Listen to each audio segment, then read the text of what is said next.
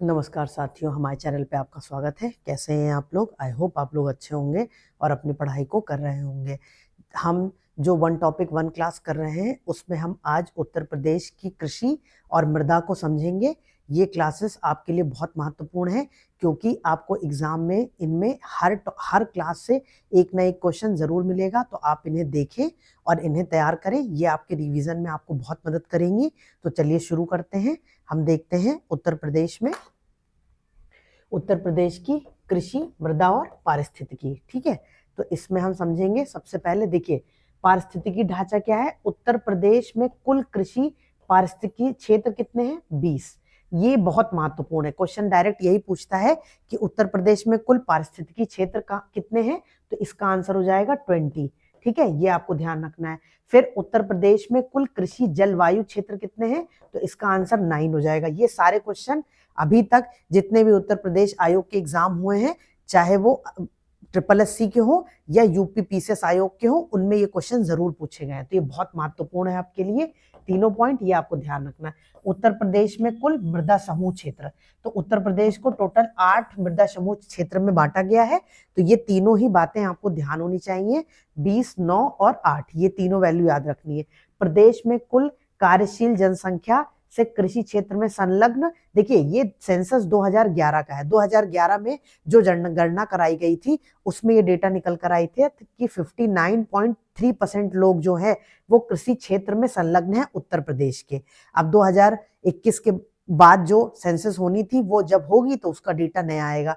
तो अभी आप 2011 के ही जनसंख्या का सेंसस का डेटा तैयार करिए। ठीक है, तो इसमें आप ये याद रखिएगा। ये क्वेश्चन भी आपके एग्जाम में पूछता है कि 59.3% जो है वो कृषि क्षेत्र में संलग्न जनसंख्या है। अब देखिए, भूमि उपयोग आंकड़े 2021-22 का जो डेटा है उसमें देखिए राज्य का कुल प्रतिवेदन क्षेत्रफल कितना है? 23,514 हेक्टेयर। ठीक है, ये आपको देखना है। फिर शुद्ध बोया गया क्षेत्र जिसमें हम बोते हैं, खेती करते हैं, तो वो 161 लाख हेक्टेयर है। खेती के अतिरिक्त अन्य उपयोग जो हो रहा है जमीन का, भूमि का, वो 3,000 15,000 हेक्टेयर। देखिए, वर्तमान प्रति क्षेत्र जो है वो 966,000 हेक्टेयर है। और ऊसर और खेती के लिए अयोग्य भूमि, ये क्वेश्चन आपके एग्जाम में पूछता है कि उत्तर प्रदेश की ऐसी कितने हेक्टेयर की भूमि है जो ऊसर या अयोग्य है, तो वो 392,000 हेक्टेयर है। ये आप जरूर तैयार करेंगे। ठीक, इसके बाद देखिए अन्य प्रति क्षेत्र कितना है? 596,000 हेक्टेयर। कृषि योग्य बेकार भूमि जो है वो 369,000 हेक्टेयर है। इसके बाद आप देखेंगे तो ये स्थायी चारागाह कितने हैं? 70,000 हेक्टेयर, क्योंकि चारागाह की भी जरूरत होती है जानवरों के लिए। तो ये सारी भूमि है जो भूमि की डिटेल है। तो आप इस डेटा तैयार करेंगे। इन सबसे एग्जाम में क्वेश्चन आता है कि शुद्ध बोया गया क्षेत्र कितना है, तो वो 161 लाख हेक्टेयर है। सबसे ज्यादा हम यहाँ पर ही वैल्यू देख रहे हैं, तो ये आपको ध्यान रखना है। फिर हम अगला देखते हैं, जोत का आकार कैसा होता है। तो उत्तर प्रदेश में औसत जोत का आकार जो है वो 0.13 हेक्टेयर है, और अगर हम भारत में बात करें तो 1.08 हेक्टेयर है। फिर हम बात करते हैं, देखिए 3 तरह के किसान होते हैं, एक होते हैं वृहद, एक होते हैं लघु और एक होते हैं सीमांत।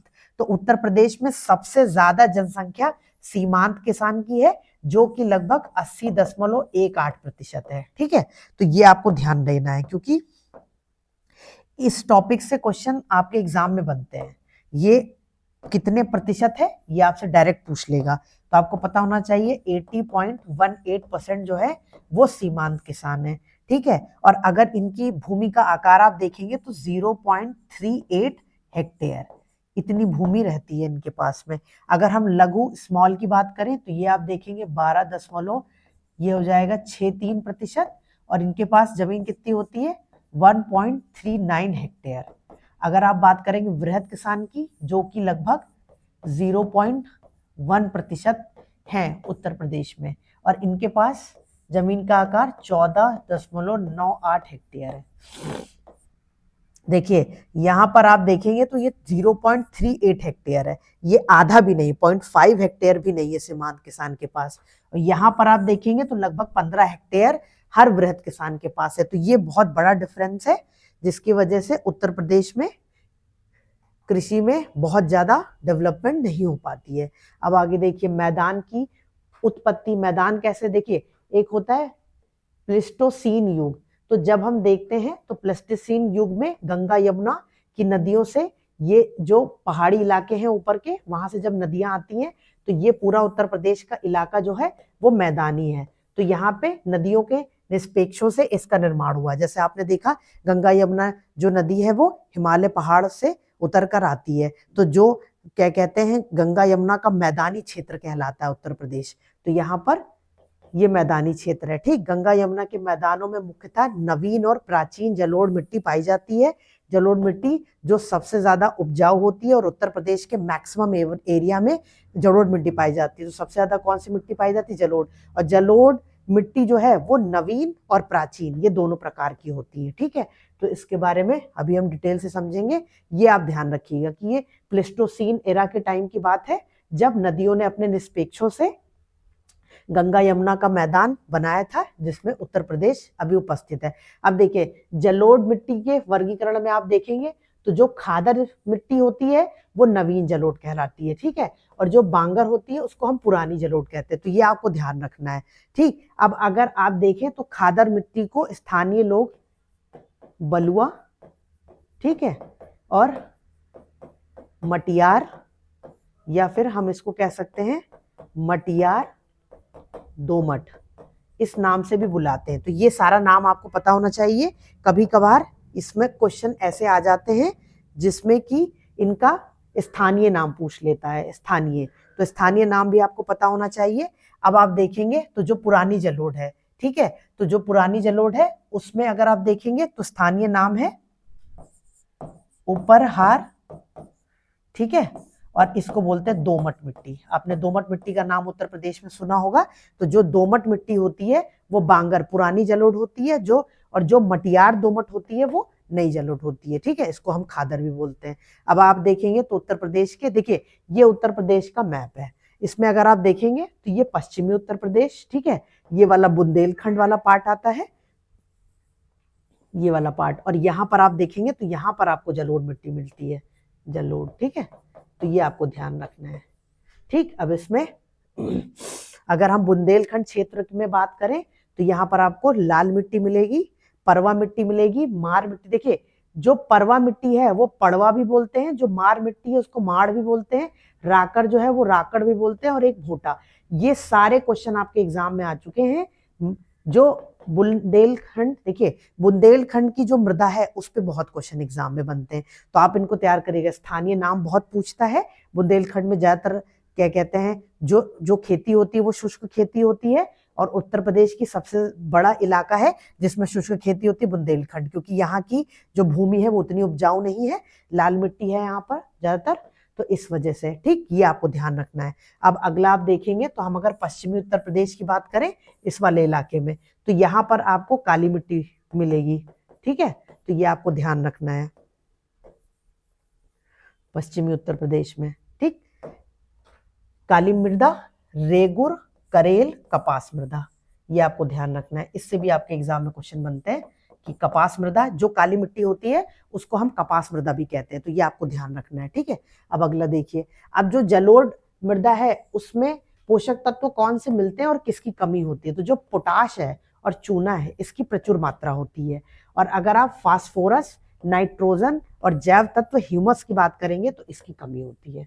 ठीक है, तो ये आपको ध्यान रखना है, और ये बहुत इंपॉर्टेंट है। ये क्वेश्चन आपके एग्जाम में ऐसे ही डायरेक्ट पूछ लिया जाता है कि जलोढ़ मृदा में किस तत्व की प्रचुरता होती है, तो आप बताएंगे पोटाश और चूने की, इनमें से ऑप्शन में टिक करें, और किसकी कमी होती है, तो उसमें लिखा रहता है नाइट्रोजन की, तो नाइट्रोजन की कमी है, ह्यूमस की कमी है और फास्फोरस की कमी है, ये आपको ध्यान रखना है। ठीक है, अब हम आगे बढ़ते, देखिए अब अगर आप बात करेंगे तो प्रदेश में सर्वाधिक मृदा अपरदन जल वाटर से होता है। ये क्यों हो रहा है? क्योंकि जो ये वाला इलाका है जो हम अपना तराई इलाका बोलते हैं, यहाँ पर बारिश बहुत होती है, तो यहाँ पे मैक्सिमम उत्तर प्रदेश में सर्वाधिक मृदा अपरदन, मृदा अपरदन का मतलब हो गया मृदा का क्षरण जो होता है वो जल के वजह से होता है, तो ये आपको ध्यान रखना है। यहाँ पर वायु अपरदन होता है, और यहाँ पर अगर आप देखेंगे तो ये वाला एरिया जो है वो जलीय अपरदन, तराई और भाबर का क्षेत्र है, जलीय अपरदन हो रहा है क्योंकि यहाँ पे वर्षा अधिक होती है। तो जहाँ वर्षा अधिक होगी वहां पर जल का स्तर बढ़ेगा तो अपरदन जलीय हो जाएगा। यहाँ पर वायु से क्यों होता है, क्योंकि देखिए यहाँ पर राजस्थान है और राजस्थान में रेगिस्तान है, तो वहां पर वायु की वजह से जो मथुरा और आगरा का इलाका है वहां पर वायु अपर्दन होता है। ठीक, ये आप ध्यान रखेंगे। और सर्वाधिक मृदा अपर्दन पूछेगा तो जल की वजह से होता है, ये आपको ध्यान रखना है। एक अवनालिका अपर्दन और बीहड़। देखिए अवनालिका अपर्दन का मतलब होता है गली इरोजन। इसमें क्या होता है, नदी का तेज बहाव है, उसकी वजह से जो नदी है वो अगल बगल की जो मृदा होती है उसको काटना शुरू कर देती है और बहाव इतनी तेज होता है कि वो कटान बहुत गहरा और बहुत डीप होता चला जाता है। तो इस तरह से ये नदी इसको पूरा काटती चली जाती है, तो ये मिट्टियां कटती जाती है, यहाँ पर एक ये नदी बीच में बहती रहती, ये पूरा बीहड़ का इलाका क्रिएट हो जाता है, इसको हम बीहड़ बोलते हैं। ठीक है, तो ये आप ध्यान रखेंगे। प्रमुख नदी जो चंबल नदी है वो सबसे ज्यादा बीहड़ के इलाके में इरोजन क्रिएट करती है। सर्वाधिक प्रभावित क्षेत्र कौन से होंगे, इटावा और आगरा। ठीक है, ये आपको ध्यान रखना है, ये क्वेश्चन आपके एग्जाम में जरूर पूछता है और ये बहुत महत्वपूर्ण है। और जो आप अवनालिका अपर्दन है वो भी समझ लीजिए। ठीक है, तो ये अवनालिका अपर्दन यहाँ पे दिख रहा है, यहाँ से आपका बीहड़, ये बीहड़ का इलाका बनता चला जाता है। ठीक है, फिर आप देखेंगे समस्याग्रस्त मृदा कौन कौन सी है। सर्वाधिक लवणीय और क्षारीय मृदा उत्तर प्रदेश में कहाँ मिलती है, रायबरेली में ऊसर, रेह और कल्लर बोलते। ठीक है, इसमें ये आप ध्यान रखेंगे। ऊसर का मतलब वो जमीन होती है जो बंजर हो जाती है, जहां पर खेती नहीं हो सकती, तो ये सर्वाधिक लवणीय और क्षारीय है। फिर बंजर, सर्वाधिक बंजर भूमि हमें झांसी जिले में मिलती है। ठीक है, यहाँ पर गलत लिख दिया है, जिला ऐसे लिखा जाता है ना, तो ये चीज आप ध्यान रखेंगे। जिला झांसी जिले में उत्तर प्रदेश की सबसे ज्यादा सर्वाधिक बंजर जमीन मिलती है। और कुशीनगर की जो मृदा होती है उसको हम स्थानीय रूप में क्या बोलते हैं, भाट। ये आपको ध्यान रखना है, ये नाम पूछ लेता है कि स्थानीय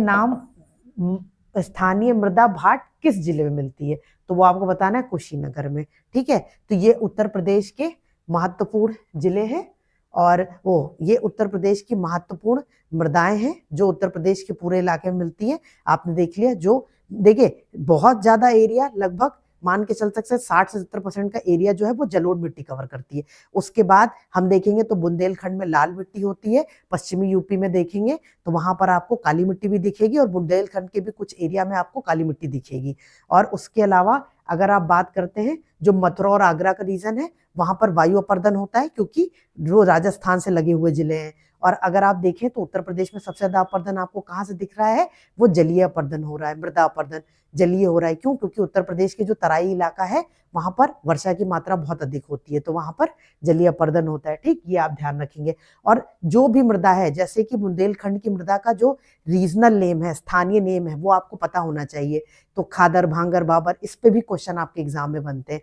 तो ये सारी क्लासेस को आप बार बार देखिए जिससे आपका रिवीजन होता जाए और ये सारे जो फैक्ट्स हैं वो आपको याद रहें। देखिए एग्जाम में फैक्ट्स का याद रखना बहुत इंपॉर्टेंट है। जो क्वेश्चन के कॉन्सेप्ट होते हैं वो तो ध्यान आ जाता है, पर फैक्ट्स गलत हो जाते हैं, तो इसीलिए क्लासेस बनाई गई हैं जिससे आपके एग्जाम में क्वेश्चन गलत ना होने पाए। तो मिलते हैं अगली क्लास में। थैंक यू, तब तक के लिए पढ़ते रहिए।